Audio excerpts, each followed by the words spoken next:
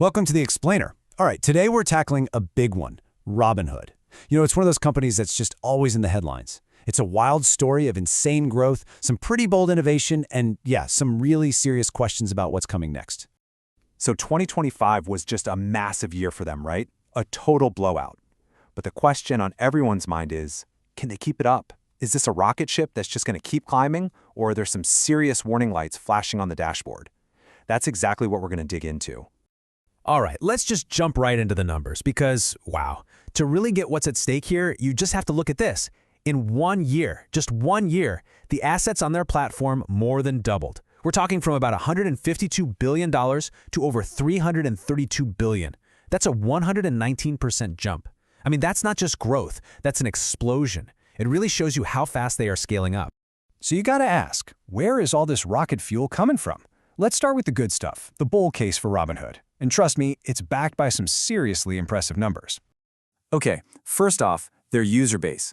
It's not just getting bigger, it's already massive. By Q3 2025, they had nearly 27 million funded customers.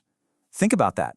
That's almost 27 million people who have put real money into their platform. And here's the real kicker. It's not just about getting more users. They're getting way more profitable from each user. The big metric here is ARPU, average revenue per user, and it's shot up by a staggering 82% in just a year. That tells you they're getting much better at making money from the people they already have. And all of that translates directly to the bottom line. I mean, look at this. For the first 9 months of 2025 alone, Robinhood's net income was over 1.2 times billion dollars. So this isn't just paper growth. Their strategy is turning into cold, hard cash. But the bulls aren't just looking at today's numbers, right? They're looking at the future, and Robinhood is making some seriously big plays. They snapped up Bitstamp for over $200 million to really go hard on crypto expansion in Europe and Asia. And they're not stopping there. They've got a deal on the table to buy WonderFi and move into Canada. This is a company that's thinking globally, for sure. Okay, but this is where the plot really thickens. You've got these two totally conflicting signals, and it's a real head-scratcher. On one side, you have company insiders cashing out, selling off almost $500 million worth of stock. But then on the flip side, you've got big names like Cathie Wood's ARK Invest buying in, basically betting big on the future. It's a total tug of war between the insiders and the big investors. So that tug of war. Let's talk about the other side of the rope, the bear case. Because for every single one of those sunny, bullish arguments, there's a pretty dark cloud. The skeptics out there, well, they see a whole lot of turbulence on the horizon. One analyst really hit the nail on the head, summing up the big concern with this quote. The fear is that Robinhood's incredible success is like, well, a house built on shifting sand. The worry is that the foundation just isn't solid, and that the company's valuation has gotten way ahead of the actual business. So let's look at the numbers that are making people nervous. The PE ratio, basically what people are willing to pay for every dollar the company earns, is sitting at almost 50. That is really high.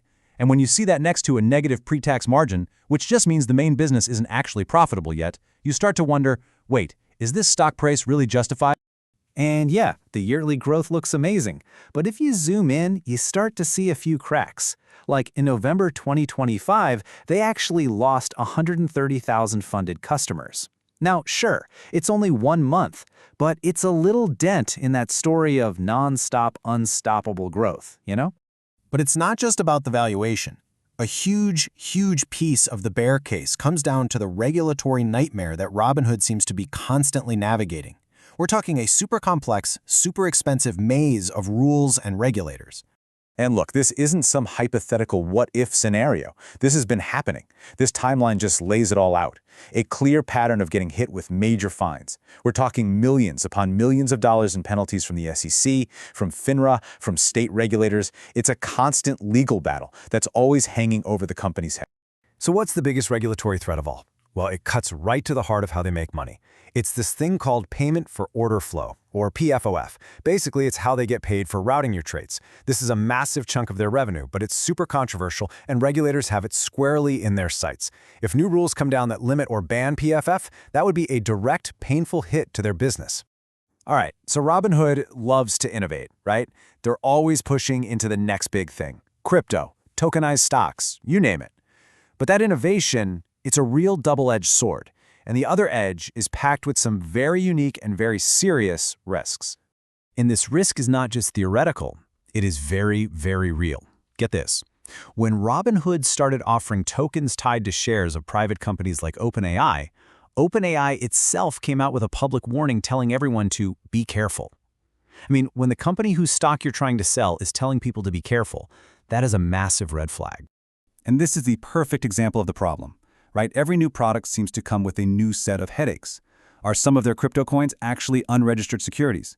Bam, regulatory question. Their new event contracts? Already getting hit with lawsuits. Those tokenized shares? Full of legal and liquidity risks. So the bottom line is, while all this innovation is great for attracting users, it's also a magnet for investigations and legal trouble. So at the end of the day, we're left with this incredibly high-stakes balancing act. On one side, you've got the bull case, and you can't deny it. The growth is explosive, the acquisitions are smart, and the users are engaged. But then on the other side, the bear case is just as strong. A sky-high valuation, a never-ending stream of regulatory headaches, and a business model that's built on some really risky innovations. And that brings us to the big final question, the one that really wraps up the whole dilemma for everyone involved. As Robinhood keeps pushing the envelope on what a financial company can even be, what are they actually building? Is it the future of finance, or is it a future of just too much risk? That right there is the multi-billion-dollar question.